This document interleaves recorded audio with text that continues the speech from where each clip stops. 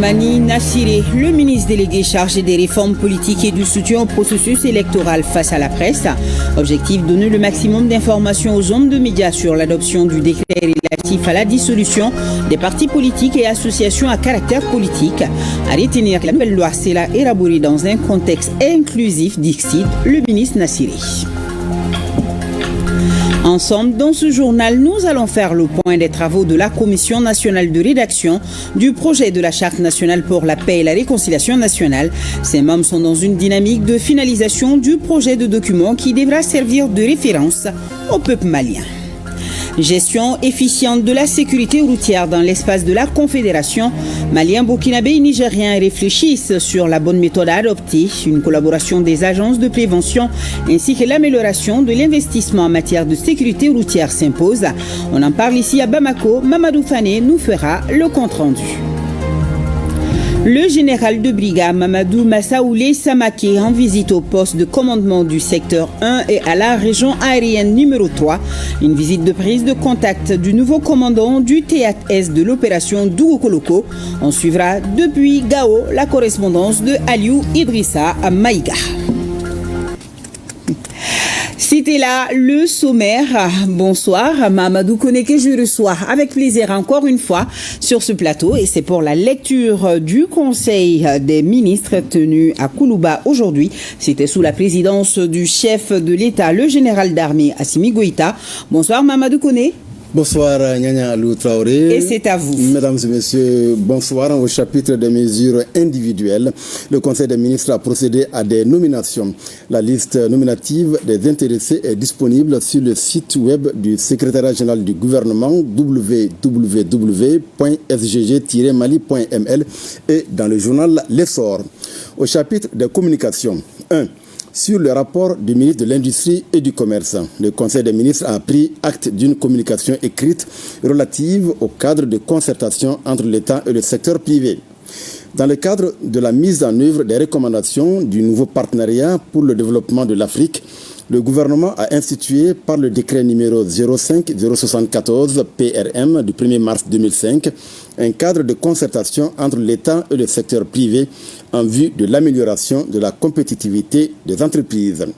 Au terme de l'article 2 du dit décret, le cadre de concertation est composé du Conseil de coordination du développement du secteur privé et du modérateur de la concertation État-secteur privé avec pour mission de développer le dialogue permanent et d'instaurer un cadre de partenariat entre l'État et le secteur privé. L'application du décret instituant le cadre de concertation entre l'État et le secteur privé a révélé de nombreuses insuffisances qui ont entravé la bonne exécution de sa mission. Aussi, le Conseil supérieur du secteur privé, créé par la loi numéro 2011-088 du 30 décembre 2011, portant loi d'orientation du secteur privé à travers son secrétariat technique permanent, prend en charge l'essentiel des attributions du modérateur de la concertation État-secteur privé. Cette loi met ainsi un terme aux fonctions du modérateur et de toute autre structure qui lui sont rattachées. En tenant compte du contexte économique, il est opportun de procéder à l'abrogation du décret numéro 05-074 PRM du 1er mars 2005 portant institution d'un cadre de concertation entre l'État et le secteur privé. Cette abrogation permettra d'adapter les structures de concertation État-secteur privé aux réalités économiques et institutionnelles en vue de l'amélioration de la compétitivité des entreprises nationales. 2. Le Premier ministre, chef du gouvernement, a informé le Conseil des ministres A. de la réalisation de la 3e édition de l'émission Malikoura Tassira. Face à une guerre informationnelle livrée par certains États et médias à notre pays pour ses choix de souveraineté en matière de défense et de sécurité, de partenaires stratégiques, de politique de refondation de l'État, ainsi que pour ses options économiques, le gouvernement a initié l'émission Malikoura Tassira, 3e édition. L'objectif de cette émission est d'informer l'opinion publique nationale et internationale sur l'action gouvernementale dans tous les domaines de la vie publique durant les 6 derniers mois. B. de la présentation du rapport du projet de plan d'action du gouvernement 2025-2026 au Conseil national de transition. La présentation au Conseil national de transition du projet de plan d'action du gouvernement 2025-2026 pour examen et adoption constitue la phase ultime de son approbation. À cette occasion, les membres du gouvernement, le secrétaire général du gouvernement, le commissaire à la sécurité alimentaire, le vérificateur général et les directeurs des services centraux et rattachés, ainsi que les présidents des autorités administratives indépendantes relevant de la primature, sont invités à accompagner le Premier ministre, chef du gouvernement, à cet événement majeur. La présentation du projet de plan d'action aura lieu le 16 mai 2025 et les débats sur le document sont programmés pour le 19 mai 2025. 3. Le ministre de l'Administration territoriale et de la décentralisation a informé le Conseil des ministres de la dissolution du conseil communal de la commune rurale de Dabia, région des Cayes. La dissolution du conseil communal est prévue par la loi numéro 2023-004 du 13 mars 2023 portant Code des collectivités territoriales. Au terme de l'article 8 de la dite loi, le conseil communal peut être suspendu ou dissous. Dans tous les cas, le conseil communal est admis préalablement à fournir des explications écrites par l'entremise du maire aux représentants de l'État dans le cercle. Le conseil communal de la commune rurale de Dabia, région de Cayes, se caractérise depuis un certain temps par des dysfonctionnements et des violations de la loi, notamment l'absentéisme chronique des membres du bureau communal et leur implication dans la survenue de l'éboulement d'une mine d'exploitation artisanale, les défaillances constatées dans le suivi des plans d'occupation du sol, l'occupation illégale du domaine public immobilier de l'État et la rupture dans la fourniture des services sociaux de base aux populations. Face à ces situations de fautes graves de gestion administrative, une demande d'explication a été adressée au dit conseil communal.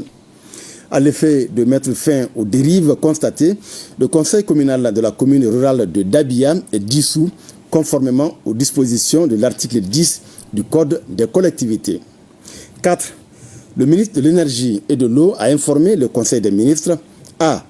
Des résultats de la rencontre d'échange des régulateurs d'énergie de la Confédération AES tenue du 6 au 8 mai 2025 à Bamako. En vue de mettre en place un cadre de régulation harmonisé du secteur de l'énergie au sein de la Confédération des États du Sahel, les régulateurs de l'énergie du Burkina Faso, du Mali et du Niger ont initié une rencontre d'échange qui a permis, entre autres, de définir une vision commune et partagée de la régulation du secteur de l'énergie, d'élaborer une feuille de route pour la mise en place d'un dispositif de régulation harmonisé du secteur de l'énergie, de valider un chronogramme de mise en œuvre des activités. La principale recommandation de cette rencontre d'échange est l'institution d'une réunion annuelle des régulateurs du secteur de l'énergie de la Confédération AES. B. Des résultats de sa visite de travail à Tenerife, aux îles Canaries, en Espagne, du 5 au 11 mai 2025. Au cours de sa visite, le ministre de l'Énergie et de l'Eau a participé à des rencontres qui avaient pour objectif de fournir une opportunité aux décideurs africains de découvrir les pratiques innovantes de gestion de l'eau et de l'assainissement de l'île de Tenerife. Ces rencontres, précédées par des visites de terrain, ont porté notamment sur la coopération entre les îles Canaries et les pays africains, la mobilisation des financements des projets en Afrique, l'utilisation des technologies innovantes dans la gestion de l'eau et de l'assainissement. Cette visite a été l'occasion de communiquer sur les initiatives du gouvernement en faveur du développement du service public de l'eau et des opportunités d'investissement dans les domaines de l'énergie et de l'eau au Mali. 5. Le ministre de l'Entrepreneuriat national, de l'Emploi et de la formation professionnelle a informé le Conseil des ministres de sa mission de terrain à Tombouctou du 3 au 6 mai 2025. L'objectif de cette mission était de transmettre un message de réconfort, d'assurance et de solidarité du gouvernement aux populations locales, tout en recueillant leurs préoccupations et attentes en matière de développement de compétences et d'insertion socio-professionnelle.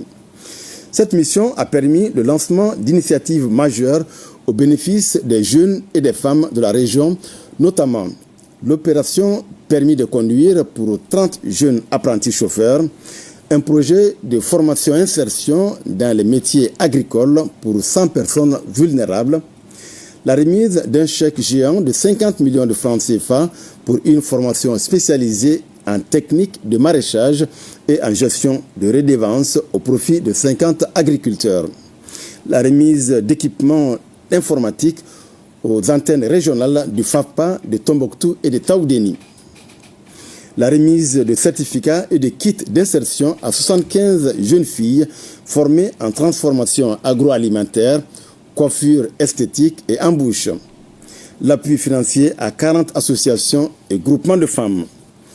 Le ministre de l'Entrepreneuriat national, de l'Emploi et de la formation professionnelle a également participé à la première édition du festival Terey de Tombouctou et rencontré les fêtières des centres de formation professionnelle ainsi que les structures relevant de son département. 6.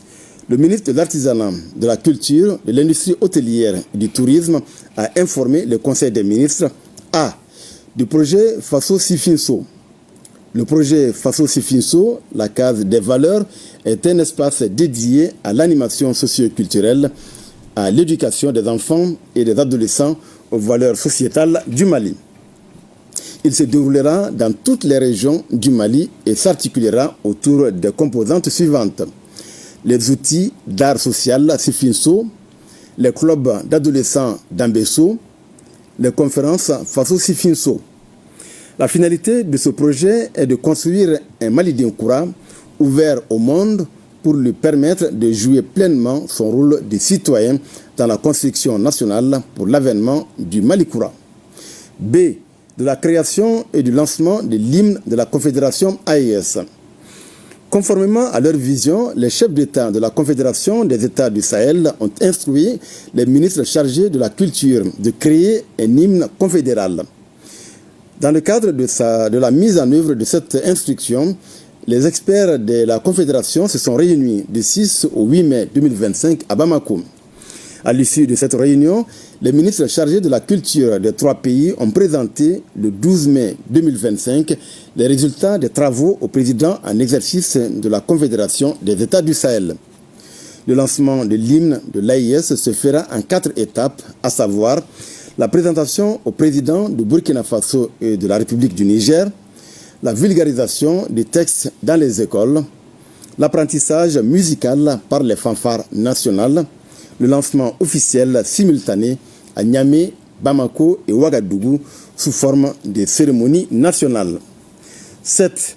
Le ministre de la Santé et du Développement social a informé le Conseil des ministres de la mission humanitaire conjointe effectuée à Bandiagara et à Mopti le 8 mai 2025. La mission conjointe du ministre de la Santé et du Développement social, du commissaire à la sécurité alimentaire et du représentant du coordinateur résident par intérim du système des Nations Unies avait pour objectif d'assurer le suivi de la situation humanitaire et d'apporter une assistance alimentaire aux populations retournées dans la région de Bandiagara et aux déplacés de Mopti. Depuis le second semestre 2024, il a été observé des mouvements importants de retour volontaire des populations déplacées internes d'environ 634 ménages de 3808 personnes dans les cercles de Koro, Bankas et de Bandiagara. Cette mission a permis d'apporter une assistance humanitaire de 60 tonnes de riz, 400 cartons de pâtes alimentaires, 400 bidons d'huile aux populations retournées à Bandiagara et 10 tonnes de riz, 80 tentes familiales et 80 kits ménages aux déplacés de Mopti. Elle a également permis de faire le suivi de l'opération de distribution de vivres et de non-vivres aux populations victimes des inondations de 2024 et de sensibiliser les populations sur les mesures préventives face aux inondations dans les 2 régions. B. De la situation épidémiologique du pays, marquée notamment par une augmentation du nombre de cas confirmés de dengue comparé à celui de la semaine écoulée.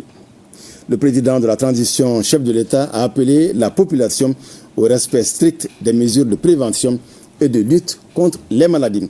Voilà, c'était là, Nyanya Aliou Traoré, le contenu du communiqué du Conseil des ministres de ce mercredi. Merci bien, Mamadou Koné. La suite de cette édition, nous allons revenir sur l'adoption du décret relatif à la dissolution des partis politiques et associations à caractère politique. Le ministre délégué chargé des réformes politiques et du soutien au processus électoral, Mamani Nassiré, au lendemain de cette décision, a animé un point de presse. Objectif, donner le maximum d'informations aux hommes de médias. Selon lui, la nouvelle loi déterminant les conditions de formation des partis politiques et associations à caractère politique sera élaborée dans un contexte inclusif. Mamari Koné, Aliou Touré. Un exercice d'explication pour une meilleure compréhension. Ce point de presse animé par le ministre délégué auprès du Premier ministre, chargé des réformes politiques et du soutien au processus électoral, est une occasion pour donner le maximum d'informations sur les mesures prises hier par le président de la transition. Il s'agit notamment de l'adoption du décret 2025-0339 PTRM du 13 mai 2025 portant dissolution des partis politiques et des organisations à caractère politique en République du Mali, de la loi abrogeant la charte des partis politiques et des organisations à caractère politique et de la loi sur le statut du chef de file de l'opposition. Ces décisions s'inscrivent dans le cadre de la mise en œuvre des recommandations des Assises nationales de la refondation et des orientations données au gouvernement par le président de la transition. C'est une décision qui a été prise en toute responsabilité, mais une décision prise également dans la suite logique d'un processus qui est en cours depuis un certain temps. Pour nous, ce décret est important, n'a que des avantages, parce que ça nous permet d'assainir la situation qui était en train de prendre des proportions inquiétantes, alors que rien ne le justifie, et que nous voyons parallèlement que les déstabilisateurs s'appuie de plus en plus sur les organisations politiques. La nature ayant horreur du vide, une nouvelle loi déterminant les conditions de formation et d'exercice des activités des partis politiques sera élaborée par le gouvernement dans un contexte inclusif. Nous allons faire appel à toutes les personnalités qui peuvent contribuer à élaborer une bonne loi conforme à la Constitution, aux aspirations des Maliens, et une loi également qui tienne compte des recommandations fortes, à savoir qu'il faut réduire le nombre de partis. Aujourd'hui, nous sommes dans une situation où les partis politiques étant dissous et plus aucune vie politique n'existe ici au titre des partis politiques. Ça, c'est fini. Selon le ministre Mamani Nassiré, les décrets pris hier en Conseil des ministres et par le président de la transition s'inscrivent dans le cadre de la refondation de notre État. Une refondation qui concerne d'ailleurs tous les secteurs, a-t-il conclu. Je vous propose de faire le point ensemble des travaux de la Commission nationale de rédaction du projet de la Charte nationale pour la paix et la réconciliation nationale. Ces membres sont dans une dynamique de finalisation du projet de document qui devra servir de référence au peuple malien. Le projet, une fois finalisé, doit être remis officiellement au chef de l'État, nous indique Boubacar Babli Touré. Dernière ligne droite pour les membres de la Commission nationale de rédaction du projet de la Charte nationale pour la paix et la réconciliation nationale, réunis pour finaliser le document. Un processus qui intervient après la consultation des forces vives du pays, des personnes ressources et l'ensemble des institutions de la République assorties d'amendements. Cette charte, considérée comme le document de référence, va désormais remplacer l'accord pour la paix issu du processus d'Alger. Elle prend en compte tous les paramètres pouvant conduire à la paix et à la réconciliation tant souhaitée par les Maliens. Cette charte doit pouvoir, et elle le réclame d'ailleurs, notamment dans ses dispositions spéciales, que tous les fils et toutes les filles du Mali évidemment, viennent à la table des négociations pour débattre de tous les problèmes du pays et pour aussi trouver les meilleures solutions dans le contexte actuel pour envisager ensemble, disons, un meilleur avenir. La charte est devenue au fil du temps un document extrêmement important. Si important qu'il n'est pas possible pour la Commission elle-même de déterminer ni son ancrage institutionnel, ni son ancrage juridique. Ce projet de document de la Charte nationale pour la paix et la réconciliation nationale évoque 5 thématiques majeures, parmi lesquelles la justice, la sécurité et la défense. On a eu le temps largement de faire le tour et d'identifier tous les problèmes auxquels sont confrontés les forces armées de sécurité pour pouvoir les inclure, enfin ce qui peut être mis dans la charte comme essentiel, le maillage. Améliorer le maillage des terrains. Il faudrait qu'on multiplie les camps. Et surtout, il faudrait que la capacité opérationnelle des exécutants soit au top. Dans ce projet de charte, nous avons traité les questions de justice parce que lors de nos consultations, les forces vives, tous les acteurs qui ont été consultés ont fait part vraiment de certains dysfonctionnements par rapport à notre justice. Et c'est dans ce cadre que nous avons pris le devant et pour essayer de traiter la justice de façon générale, et tant dans la bonne administration de la justice et sa saine distribution. Ce document en phase de finalisation sera dans un bref délai remis officiellement au chef de l'État. Il servira désormais de boussole pour le Mali sur les questions de paix et de réconciliation. C'est demain, 15 mai, la journée internationale des familles. Dans le contexte 2025, nous allons la célébrer dans le cadre de la sensibilisation et de l'information de nos communautés sur le rôle de la famille dans la construction d'une nation. Madame le ministre de la Promotion de la Femme, de l'Enfant et de la Famille, Diarra Djeneba Sanogo, est au micro de Inaba pour en parler. Suivons. La commémoration de la Journée internationale des familles m'offre l'occasion d'attirer l'attention de nos communautés à tous les niveaux sur le rôle de la famille dans la construction de notre nation, la consolidation de la paix et la sécurité individuelle et collective. La famille malienne connaît d'aujourd'hui des changements inhérents à son ouverture sur le monde extérieur avec l'influence négative croissante des modèles et cultures exogènes. Cette situation place nos familles entre tradition et modernité, menace ses fondements.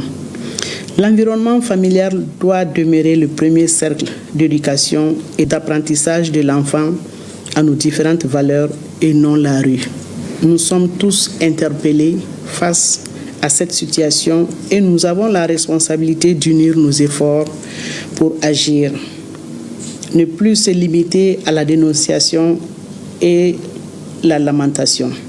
Le département dont j'ai la charge reste mobilisé avec toutes les composantes de la société malienne pour inculquer aux enfants les valeurs sociétales telles que la dignité, l'honneur, la tolérance, le respect de soi et de l'autre, la solidarité, la probité, l'autorité parentale, le travail bien fait, le don de soi, le respect de l'environnement, l'honnêteté, bref, tout ce qui permettrait à nos aïeux un vivre ensemble harmonieux et paisible.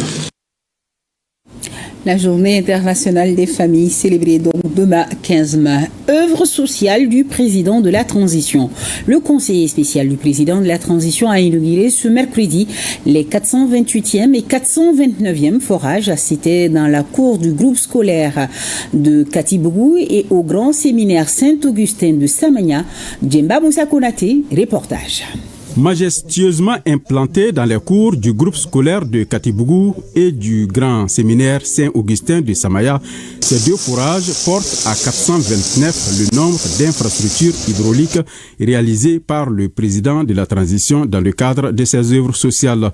La réalisation de ces forages contribue à soulager la souffrance de plus de 1000 élèves du groupe scolaire de Katibougou et les futurs pensionnaires du centre de Samaya. Ces forages que nous inaugurons ce jour n'est pas seulement une infrastructure, c'est un symbole fort d'attention, de solidarité et d'engagement envers les populations rurales souvent confrontées aux difficultés d'approvisionnement en eau. Le monde scolaire, à travers ma voix, et mes élèves ont un message fort à votre endroit. Message de remerciement, message de continuation, et nous prenons ici l'engagement que nous allons porter haut le flambeau de l'éducation dans le cap de Wesendou. Transféré à Samaya depuis 1988, le grand séminaire Saint-Augustin était confronté à un problème crucial d'eau potable. Les séminaristes entendent en faire une utilisation judicieuse et pérenne de l'infrastructure reçue. L'eau, c'est la vie. Non seulement pour les hommes, mais aussi pour toute créature sous le ciel. Ainsi, l'eau qui coulera désormais des robinets du grand séminaire, servant aux besoins de ses habitants et visiteurs, donnant vie, joie et mieux-être, sera aussi source de louange au Créateur. Que son saint nom soit béni.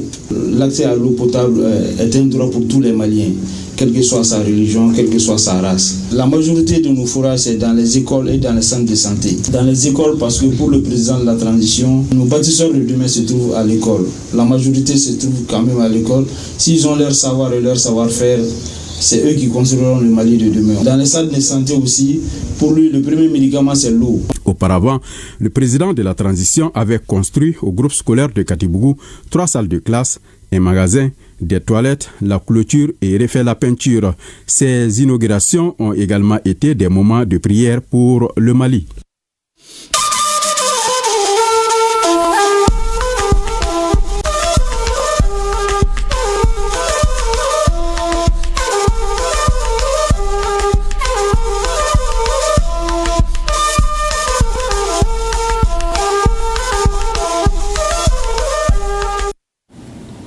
La gestion efficiente de la sécurité routière dans l'espace de la Confédération. Maliens, Burkinabés et Nigériens réfléchissent sur la bonne méthode à adopter, une collaboration des agences de prévention ainsi que l'amélioration de l'investissement en matière de sécurité routière ou encore la poursuite des réformes institutionnelles en sécurité routière s'impose. On en parle ici à Bamako et c'est Mamadou Fani qui nous fait le compte-rendu. L'insécurité routière est un souci commun aux États membres de l'AES. Une synergie d'action s'impose aujourd'hui au service de sécurité routière du Mali, du Burkina Faso et du Niger pour limiter les conséquences de l'insécurité routière. D'où cette rencontre d'échange des services techniques investis de l'autorité de la sécurité routière de l'AES. L'organisation de la rencontre sur la prévention routière des experts de l'AES s'inscrit dans la dynamique de proposer une stratégie globale pour l'amélioration de la sécurité sur nos routes. Chacun des pays est appelé à présenter une communication sur le cadre institutionnel et législatif de la sécurité routière, en s'appuyant sur les textes de création et d'organisation, sur la politique ou la stratégie de sécurité routière et sur les données d'accidents de circulation routière. Le thème de cette rencontre est « Ensemble pour la sécurité routière intégrée dans l'espace AES », un thème évocateur au moment où les statistiques de l'insécurité routière ne sont plus reluisantes en Afrique. La Charte africaine sur la sécurité routière se fixe comme objectif de servir de cadre stratégique pour l'amélioration de la sécurité routière en Afrique, d'outils de sensibilisation et d'instruments de réduction des accidents de la route. Une harmonisation du cadre législatif dans l'espace permettra d'obtenir des résultats probants pour les membres de l'AES. Pour cela, la sécurité des citoyens doit être au centre de cette rencontre. Amélioration de l'accès aux soins de santé des populations nigériennes. Le centre de santé intégré du type 2 de Nord-Diré, cité enseignant-chercheur, est désormais électrifié par un système solaire photovoltaïque. Aminata Dangalou et Amidou Abdoulaye nous amènent visiter. Les autorités de la refondation, en collaboration avec des partenaires, multiplient beaucoup d'initiatives afin d'améliorer davantage les conditions de vie de la population nigérienne. Dans ce cadre, le centre de santé intégré de type 2 de Nord-Diré au niveau de la cité des enseignants-chercheurs a été électrifié par un système solaire photovoltaïque d'un montant de 30 millions.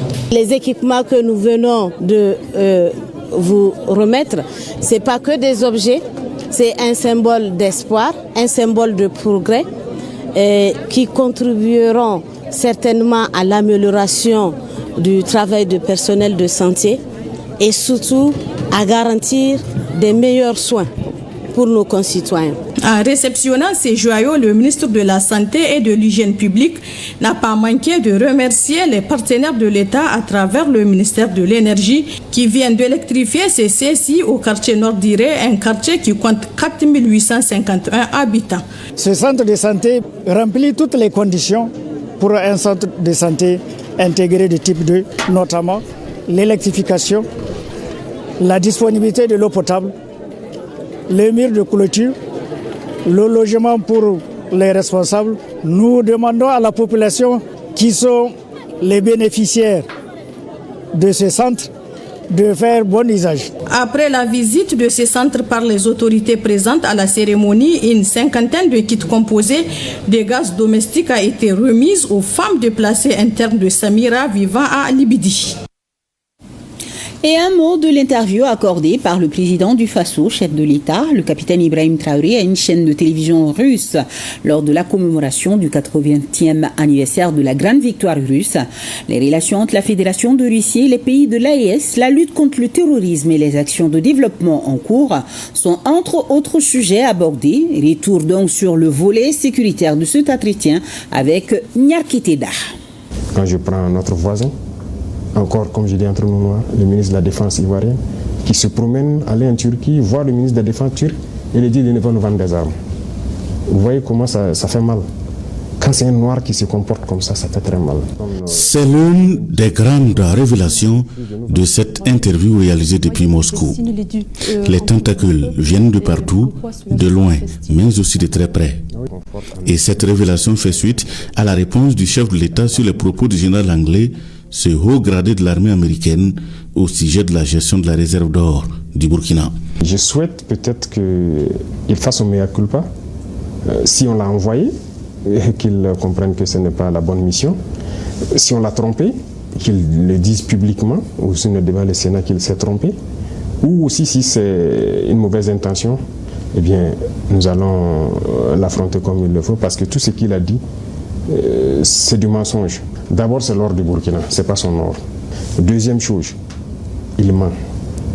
Parce que le Burkina n'a jamais eu de réserve d'or, jusqu'à ce que nous on arrive. C'est nous qui avons commencé à réserver l'or au trésor du Burkina Faso. Sinon, il n'y avait pas un seul gramme de réserve d'or au Burkina. Ces déclarations et les supercheries n'entament à rien la volonté du Burkina Faso et la détermination du chef de guerre de bouter les bandes criminelles hors du pays. Mieux, le Burkina Faso sera un tombeau pour les terroristes et leurs commanditaires. Il faut que, lorsqu'on recrute quelqu'un pour venir combattre au Burkina, qu'il préfère se suicider. Et ça va arriver. Parce qu'on les équipe, on les forme, on leur donne la technologie, ces criminels-là, mais nous nous adaptons permanemment. Actuellement, nous sommes dans une phase assez particulière. Ils ont acquis de nouvelles technologies, de nouvelles techniques de combat et tout, grâce donc au soutien de ces impérialistes-là. Mais donc, nous avons étudié la situation et nous allons avoir la réponse tout de suite face à tout ça. Donc, vous allez le voir, le terrorisme va finir, je ne veux pas donner un délai, mais le terrorisme va finir, et très vite. Et à la fin de la guerre contre les criminels, on aura un Burkina grandi de cette situation avec une armée forte, structurée, équipée et bien formée à partir des leçons apprises. C'est en cela qu'il voit une similitude entre la Russie dans la Grande Guerre il y a 80 ans et le Burkina Faso aujourd'hui en guerre contre les terroristes. Le Burkina mène une lutte depuis maintenant 10 ans contre le terrorisme. C'est pas qu'il n'y a pas de morts, il y a beaucoup de morts depuis cette époque jusqu'à aujourd'hui. Mais nous n'abandonnons pas parce que nous savons que nous allons gagner la victoire et nous continuons ce combat. Donc il y a cet état d'esprit-là qui nous fédère. C'est dans la guerre que nous sommes en train de créer une armée. Donc c'est normal que ça prenne un peu de temps, on souffre, mais il faut créer une armée. Et sortir de cette guerre, on doit sortir grandi. Le Burkina Faso a besoin de l'aide de la Russie et l'apport doit être intellectuel sur l'industrie militaire burkinabé. Le chef de l'État prône alors pour une formation de la jeunesse pour faire en sorte que l'aide aide le Burkina à se passer de l'aide.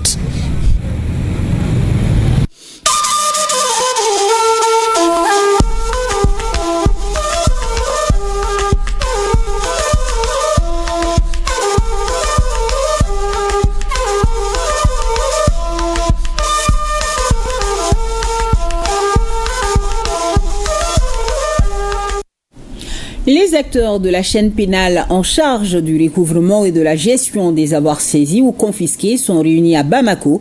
Ils doivent non seulement valider les outils d'exécution de leur travail, mais aussi porter la réflexion sur la mise en œuvre de la confiscation sans condamnation pénale. Sorana Kamisoko pour plus de précisions. L'agence de recouvrement et de gestion des avoirs saisis ou confisqués est une nouvelle structure qui vient d'être créée sous la tutelle du ministère de la Justice et des Droits de l'Homme. Elle a pour mission de lutter contre la délinquance économique et financière dans notre pays. Et pour mener à bien cette mission, les acteurs ont besoin d'être mieux outillés. Ce sont les acteurs judiciaires, notamment les juridictions et les services d'enquête, qui fournissent l'agence de recouvrement en matière première. Quand je parle de matière première, il s'agit des décisions de saisie de biens, des décisions de confiscation, aussi bien au cours de l'enquête préliminaire que pendant la phase de l'instruction judiciaire et même après la condamnation des délinquants financiers pour confisquer leurs avoirs saisis préalablement. L'initiative s'inscrit dans le cadre de l'exécution du projet d'appui à la lutte contre la corruption et l'enrichissement illicite phase 2. Cet engagement du PNUD s'inscrit dans une dynamique d'appui durable au bénéfice des structures nationales de lutte contre la corruption, dont fait partie l'Agence de recouvrement des avoirs saisis et confisqués. À ce jour, grâce au projet LCI2, plusieurs actions structurantes ont été réalisées au profit de l'agence, à savoir la dotation en matériel informatique constituée de 10 ordinateurs portables, 25 ordinateurs de bureau, 25 onduleurs, 3 imprimantes multifonctions, grand format et 25 petits formats. Je voudrais ici saluer l'accompagnement du PNUD dans la mise en œuvre du projet LCI phase 2, notamment pour son appui constant aux structures impliquées dans la lutte contre la corruption et la délinquance économique et financière, en l'occurrence l'Agence de recouvrement et de gestion des avoirs saisis et confisqués Argas. L'opérationnalisation de ces outils va permettre de relever le défi de recouvrement des biens et de gestion des avoirs saisis ou confisqués de l'État.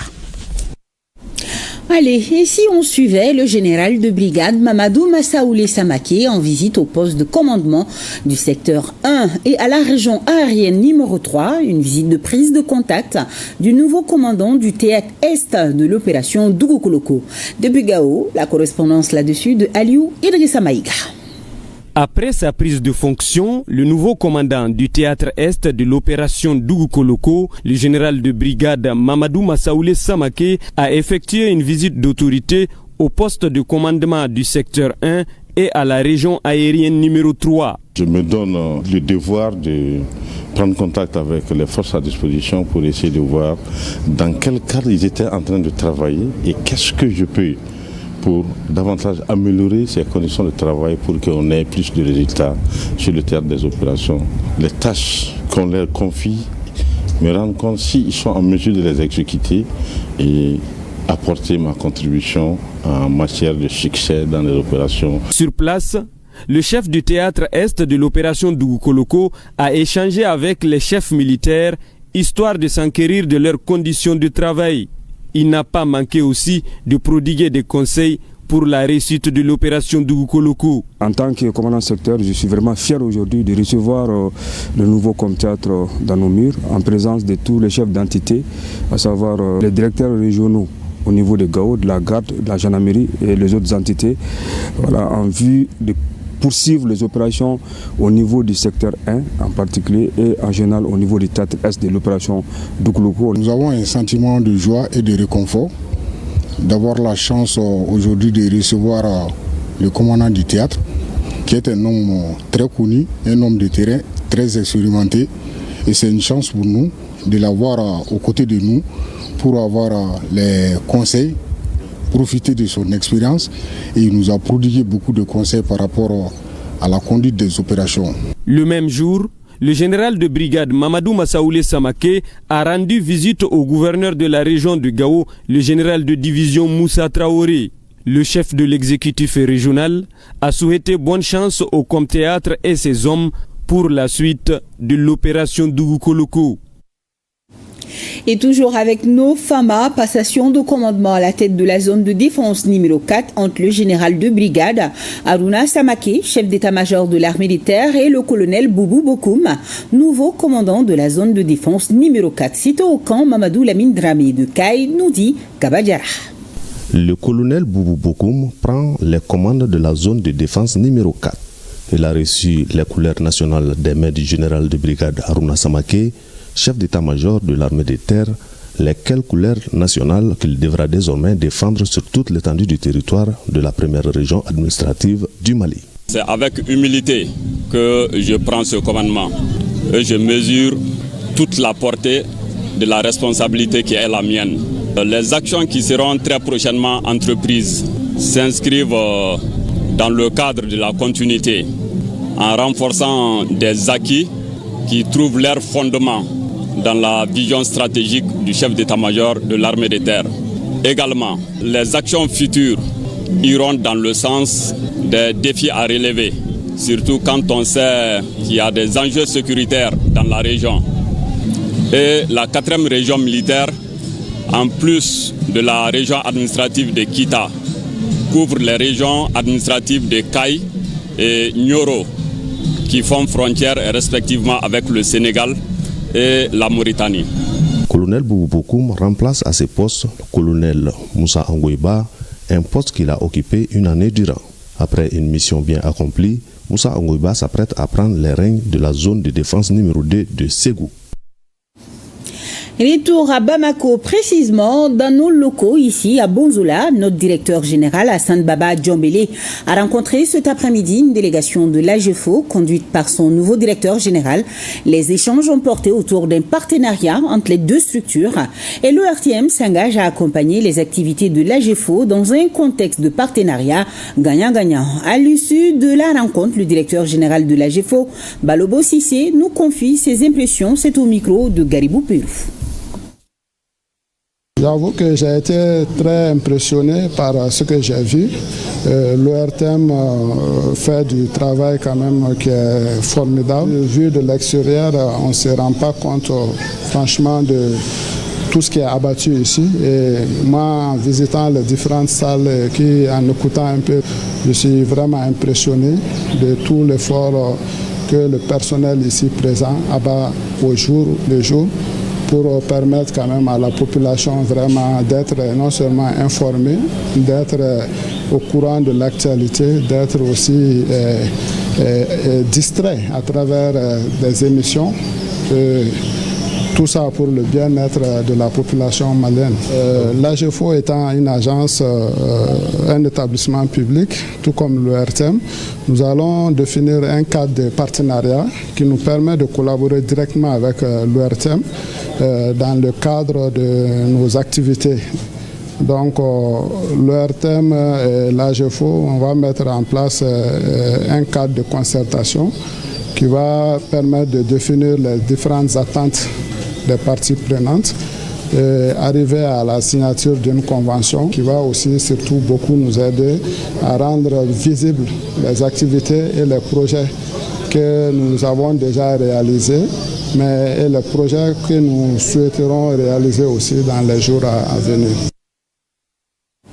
Formation des militants du Comité national des jeunes travailleurs de l'UNTM avec l'appui du Bureau international du travail BIT. Le thème de la session de 3 jours est la place de la jeunesse dans le renforcement du syndicalisme pour la promotion du dialogue social, de la négociation collective, de la démocratie et du développement. Mamadou Fani. Les jeunes constituent l'avenir du syndicalisme au Mali. À l'UNTM, on renforce les capacités de cette jeunesse pour la rendre apte à relever les défis. Notre rôle en tant que jeunes syndicalistes est d'être des acteurs responsables, des artisans de la paix sociale, des vigiles de la justice et des moteurs de développement. Cela exige de nous les jeunes une formation continue. Le présent séminaire a toute son importance puisqu'il s'agit de former et mobiliser les jeunes autour des normes du travail et des droits syndicaux. Sans un renforcement des capacités, de la coordination et des stratégies, les syndicats se heurteront à de nombreux obstacles pour soutenir l'organisation syndicale et la protection des travailleurs. La place de la jeunesse dans le renforcement du syndicalisme pour la promotion du dialogue social, de la négociation collective, de la démocratie et du développement, c'est le thème de ce présent atelier. La jeunesse, en tant que force vive et acteur central du changement, doit jouer un rôle de premier plan dans la revitalisation du syndicalisme au Mali. Elle est appelée à devenir un moteur essentiel dans la construction, la construction d'un mouvement syndical plus dynamique, plus représentatif et mieux ancré dans les réalités de notre époque. Cette formation vient à point nommé, dans la mesure où elle permettra une meilleure gouvernance syndicale à un moment où le pacte de stabilité sociale et de croissance signé entre le gouvernement, le patronat et les organisations syndicales continue d'être mis en œuvre en vue de l'atteinte des objectifs de développement économique et social de notre pays. En initiant cette formation, les jeunes de l'INTEM contribuent ainsi à l'atteinte des objectifs du pacte de stabilité sociale pour une meilleure compréhension de ses membres. Atelier d'information et de sensibilisation sur l'importance et le rôle de la santé des végétaux dans l'atteinte de la sécurité alimentaire et nutritionnelle. Djemba Moussa Konaté nous en parle. Faire de l'approche une seule santé un levier pour mettre à la disposition des populations des produits sains qui leur permettent de rester en bonne santé, c'est tout le sens de cet atelier. Cette rencontre avec les acteurs de l'Office de protection des végétaux OPV vise à leur apprendre les bonnes pratiques en termes de santé des végétaux afin d'accroître la production de façon saine. Si on ne protège pas nos cultures, avoir assez de produits pour soutenir la consommation mondiale, on risque de ne pas être en bonne santé. Donc cette journée est dédiée vraiment à sensibiliser les uns et les autres. Les autorités et les partenaires invitent les acteurs à agir pour protéger la santé de nos ressources végétales afin de préserver la santé de nos populations. L'Organisation des Nations Unies pour l'alimentation et l'agriculture accorde un intérêt particulier à la préservation de la santé des végétaux qui transcende tout ce que nous faisons pour le développement de nos pays. En droite ligne avec notre vision et le thème de la présente journée, nous demeurons convaincus que la santé des végétaux n'est pas seulement une question agricole, c'est un enjeu transversal qui touche à la nutrition, à l'économie, au développement, à l'environnement et à la santé publique. Les pesticides jouent un rôle dans le rôle antiparasitaire, mais leur utilisation excessive et leur mauvaise gestion entraînent une perte de la biodiversité, une pollution de l'environnement, un dysfonctionnement des systèmes, des problèmes de sécurité alimentaire et une résistance aux pesticides. 2 films sur l'état de santé et l'importance des plantes dans le cadre de l'approche Une seule santé ont été projetés. La visite des stands, des matériels de lutte contre les ravageurs et une démonstration de traitement des drones agricoles ont marqué cette journée. L'œuvre malienne d'aide à l'enfance au Sahel échange avec les lauréats des concours 2022-2023 sur les meilleurs articles de presse en matière de sécurité alimentaire et nutritionnelle en lien avec le Watch. Batraouri. 2 concours avaient été lancés en 2022 et en 2023 par l'OMAS, l'œuvre malienne d'aide à l'enfance au Sahel. Ils portaient sur les meilleurs articles de presse en matière de sécurité alimentaire et nutritionnelle en lien avec le WASH.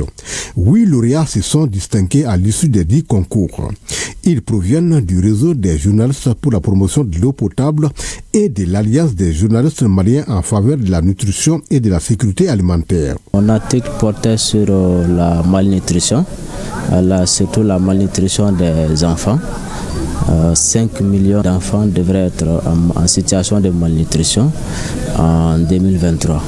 Donc c'est sur ça que je me suis basé pour faire mon article, tout en soulignant les liens qui existent entre l'accès à l'eau, l'hygiène et l'assainissement et la malnutrition. J'avais même l'habitude de voyager dans les zones là où il y a vraiment les manques d'eau et puis là où il y a vraiment les enfants en conditions difficiles pour ce genre de choses.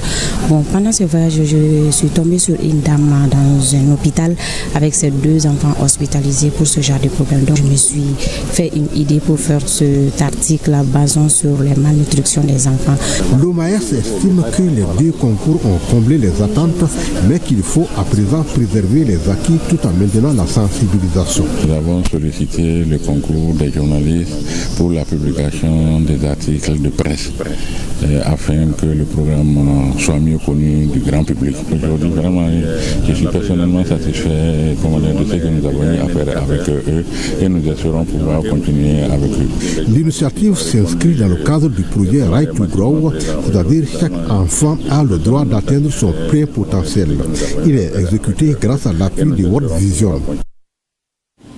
L'ONG Mousso, le gouvernement malien et d'autres acteurs clés se sont réunis pour la première réunion du comité de pilotage des soins essentiels communautaires. Au cours de la réunion, les membres ont discuté de la problématique de la santé communautaire au Mali, nous souligne Inaba. Améliorer la coordination et le suivi des activités de santé communautaire. C'est l'objectif visé à travers cette première réunion du comité de pilotage des soins essentiels dans la communauté au titre de l'année 2025. Elle va permettre d'édifier tous les acteurs sur l'état de mise en œuvre des activités communautaires ainsi que les montants mobilisés pour la réalisation de ces activités en 2024. Nous n'avons pas d'autre motivation que d'appuyer l'État dans son devoir régalien qui est d'assurer à tout le monde l'accès aux soins de santé de base et de qualité. Les échanges ont également porté sur les acquis du Forum national sur l'amélioration de l'accès aux soins essentiels dans la communauté tenu en 2009. Les soins essentiels dans la communauté sont mis en œuvre dans toutes les régions du Mali avec l'accompagnement des partenaires techniques et financiers. Pour cela, je vous invite à contribuer activement et à vous engager pour la résolution des problèmes qui vous seront soumis, surtout en l'absence de projets USAID qui soutenaient financièrement et techniquement plusieurs activités de santé communautaire. Le nouveau plan stratégique national SEC 2021-2025 a été élaboré et validé en 2021 par l'ensemble des acteurs. Le collectif des gros porteurs du Mali, composé d'une dizaine d'organisations syndicales, sollicite un moratoire par rapport à un règlement de l'IOMOA. Il s'agit du règlement 14 qui permet de régulariser les normes standards des camions hors gabarit ou hors normes et de retirer de la circulation à partir du 1er avril tout camion non conforme. Les responsables du collectif ont rencontré la presse et suivant la lecture de la déclaration faite par le président du collectif, Seydou Koulibaly, c'est au micro de Mohamed Kantao. Le collectif des fédérations et des syndicats de transport du Mali, soucieux d'accompagner le gouvernement du Mali en vue du rayonnement du secteur du transport, rappelle que les transporteurs ont joué dans la desserte et l'acheminement des marchandises et d'arrêt de première nécessité pendant les sanctions injustes imposées à notre pays par la CEDEAO en 2021 et 2022. Invite le gouvernement à instruire au département du terrain à la reprise des discussions inclusives avec tous les acteurs du secteur du transport et au premier chef les syndicats des transporteurs, véritables chefs ouvrières pour le renouveau du transport. D'accorder à notre demande et au bénéfice des transporteurs un moratoire en vue d'évaluer ensemble les modalités d'application pratique ainsi que la faisabilité dans le contexte malien des mesures prescrites au règlement 14 du mois visant notamment la régularisation et l'alignement sur les normes standards en vigueur tous les camions appelés hors gabarit, hors normes. C'est à ce prix que le secteur du transport routier et gros porteur connaîtra son âge d'or dans notre pays. Présentation du bureau du Conseil national de la jeunesse du Mali, remise officielle du rapport de la retraite stratégique du CNJ Mali et surtout démarche stratégique d'accompagnement des autorités de la transition au cœur des échanges avec le ministre Abdul Kassim Ibrahim Fomba. Le reportage est signé Abdul Karim Kaba. Nous sommes la couche majoritaire et c'est la jeunesse qui devrait s'assumer pour prendre les relais. C'est en ces termes que le président du Conseil national de la jeunesse, CNJ Mali, a entamé cette rencontre avec le ministre Abdul Kassim Ibrahim Fomba. En remettant les documents au ministre de la Jeunesse et des Sports, chargé de l'instruction civique et de la Constitution citoyenne, le CNJ Mali décline ainsi sa démarche en vue de mieux jouer son rôle dans la construction du pays. Et surtout les grandes réformes du pays actuel. Le CNJ, nous sommes un acteur clé de la situation et c'est une occasion pour nous de remercier son Excellence générale d'armée Assimi Goïta qui a placé la jeunesse au cœur de cette transition. Toutes les décisions prises, le CNJ est consulté et nous participons activement.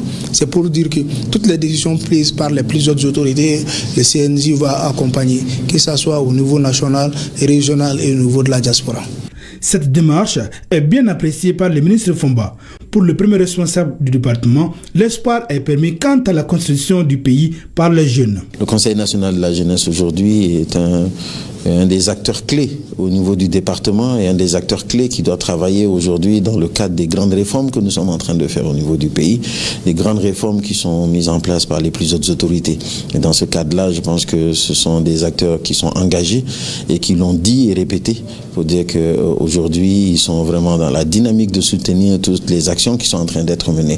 Et je pense que c'est aussi un message que nous avons eu le temps de discuter ici et qui est très clair à leur niveau. Et je pense qu'il n'y a pas d'ambiguïté, que nous avons des jeunes aujourd'hui consciencieux qui savent aujourd'hui les défis que le pays est en train de traverser et qui sont prêts à aider afin que nous puissions sortir de cela très rapidement. Les jeunes du Mali, à travers le Conseil national de la jeunesse du Mali, CNJ Mali, entament ainsi leur travail. C'est là pour le bien-être des Maliens.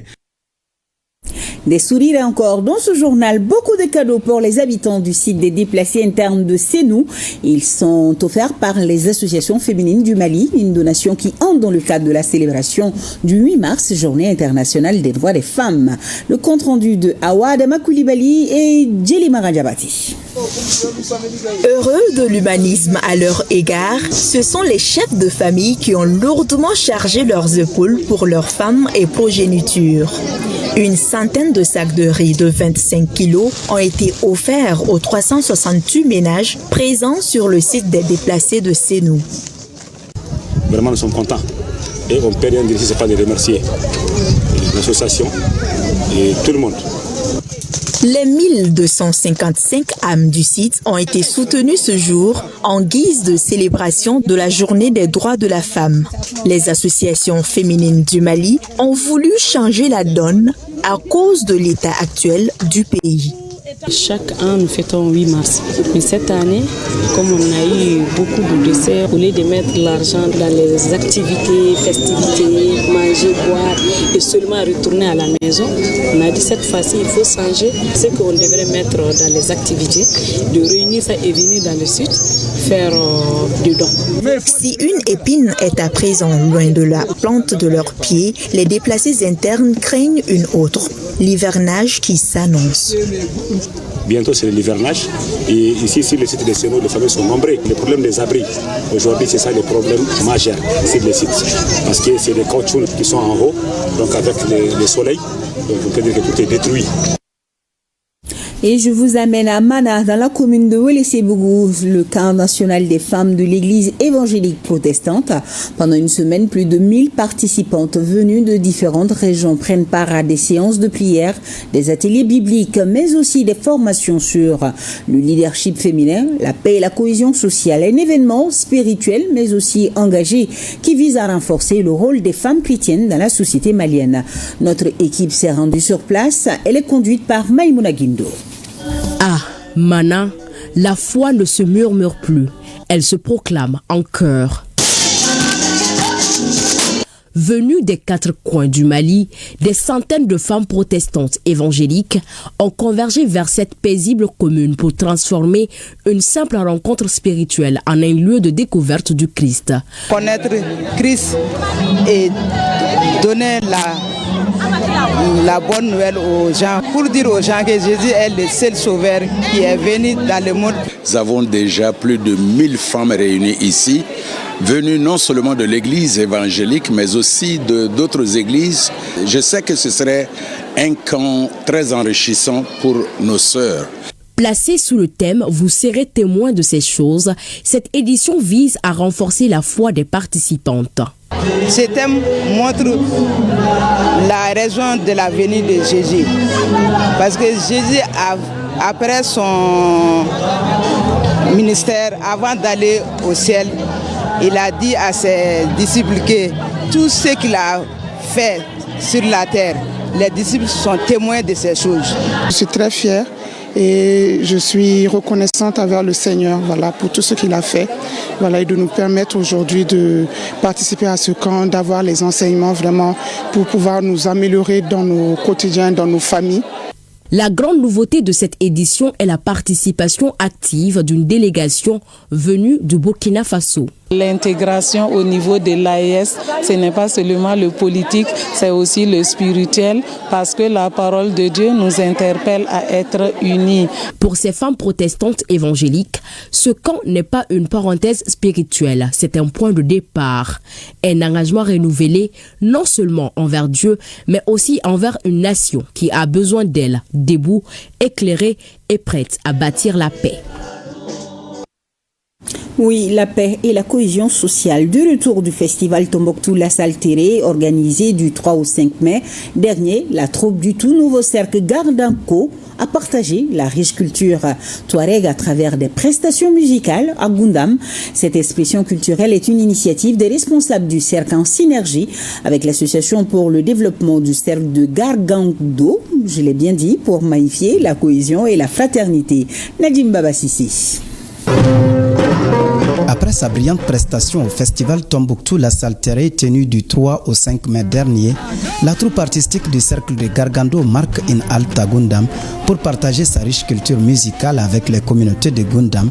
Cette initiative est mûrie par les responsables du cercle en collaboration avec l'association pour le développement du cercle de Gargando. Nous remercions chaleureusement le groupe des femmes Chat Gargando à Goundam, les populations ressortissantes de Gargando qui ont sauvé l'honneur et la dignité du cercle de Gargando durant le festival Tombouctou La Saltéré et un festival d'où nous sommes sortis heureux et vainqueurs. Le choix de Goundam pour abriter cet événement culturel est justifié par la solidarité et le soutien apporté par les autorités au profit des populations rapatriées de Gargando qui ont été accueillies et logées à Goundam. Après le passage de Tombouctou, se manifeste ici ce jeu parce que Gargando, c'est Goundam. Cela nous réconforte, nous, les Goundamiens. Et nous sommes encore réconfortés du fait que cet événement est sous l'invitation d'honneur du maire de Goundam. Ça va au-delà de l'aspect festif.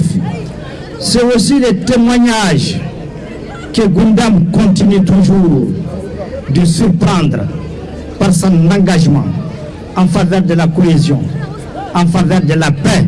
Cette soirée culturelle est animée par des artistes nationaux et internationaux comme Mariam Wallet Houché, Allah Ag Houché et Idoual Ag Mohamed. Des instants de fraternité et de cohésion qui ont enregistré la présence des légitimités traditionnelles, coutumières et religieuses des deux cercles, ainsi que l'ensemble des communautés de la zone des Grands Lacs. Une grande fête. On va dire un grand merci à nos téléspectateurs de Gargando, de Goundam et de Tombouctou. Je vous dis à demain, j'espère. Bonsoir à tous.